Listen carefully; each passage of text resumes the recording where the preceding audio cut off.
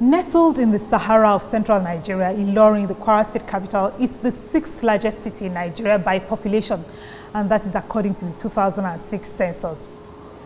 Two of the more resilient elements of the Ilorin identity are the wide acceptance of the emirate structure and fidelity to Islam, both of which were always interwoven in the Ilorin consciousness and which have kept a community of multi-ethnic identities together for over 200 years.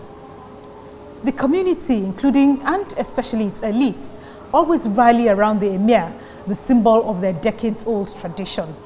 And as you might have guessed, we are in the palace of the Emir of Ilorin, His Royal Highness Dr. Ibrahim Sulu Gambari today. His Highness is our guest on View from the Top, and we are truly, truly honored. Thank you, Your Royal Highness, for joining us. My name is Modele Sharafa Yusuf. It promises to be a long conversation, so let's get right down to it with a brief biography of His Royal Highness. Alhaji Ibrahim Kolakpo Sulu Gambari was born on April 22, 1940. He got his bachelor's and master's degree in law from the King's College, University of London. As a young prince, he started his career in the chambers of Chief H.O. Davis, and in 1969 joined the Northeastern State as State Counsel. He later became the first Solicitor General of the then Gongola State, and in 1977 was appointed acting judge of the High Courts of Bauchi, Gongola and Borno States.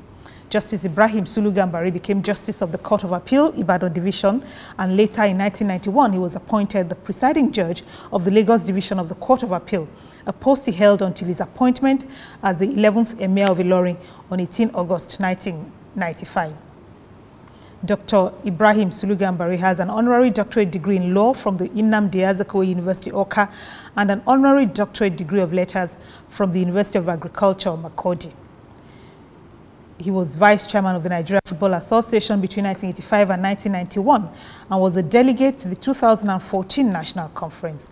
He is currently Chancellor of the University of Agriculture, Makurdi. The Emir was conferred with the national honor of Commander of the Federal Republic.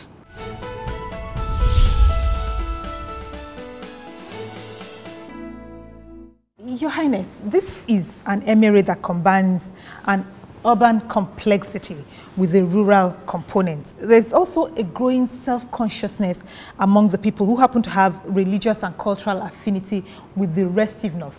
How have you, as a royal father, been able to keep things quiet so far? Primarily, this emirate is a very peaceful one. By character, by culture, by inheritance, this city is found on Islam and peace. So therefore, my people are always cooperative when called upon at any given time. And in Kwara State, we have two types of rulership. The Obership is every village or town you get to, you get an autonomous ruler. And then in the emirate system, you have one emir in charge of all the old places that belong to him. That's as if like a kind of stretch of places. I have 5 local governments under my emirate who are in the emirate. And then you have, out of the 16, the balance of all types. So it's emirate and Obership. We are able to put together because most of these who are now in the Obership were part of Ilorin as a native authority during the colonial time and a long time after that. I think, we are combining the two very well. Why do you reckon that traditional institutions have continued to be relevant? I ask that question because I've had an argument that princes are born to inherit the throne and that is incompatible with democracy. How can traditional rulers continue to make themselves worthy of this esteemed position that they occupy? One is quality of those who are ruling. This, our type of rulership, is not against democracy. We have in England and in other kingdoms of Europe, they are also like our own. You inherit your father's throne, and that they too have been keeping on with a lot of effort to depend on the people. And we are the closest in Nigeria to the grassroots. And the people trust us more than the politicians. And that's why we are still relevant. And I believe we're going to continue to be relevant, particularly when some of my colleagues are highly placed, educated people, before assuming the position of rulership. Nowadays, we find many judges, we have many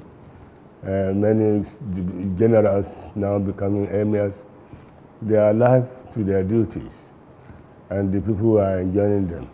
You were a representative of the traditional institutions at the 2014 National Conference, which took about 5 months and billions of naira in cost. Right now, it's anybody's guess what will happen to that report. What feelers are you getting? We are still on it, because last week I was in Abuja, where a small committee had been put together, and in fact, I'm supposed to be the chairman. And I chairman it, and then we adjourned till further notice. When I called the group together again, the group is meant to fine-tune certain gray areas in the draft of the proposal to the government. The whole decision of the Constitutional Conference is but a fact, or assembly of facts, to be considered for adoption by government through Parliament. It cannot stand by itself. And if implemented, if the report of that committee is implemented, what do you think will be the legacy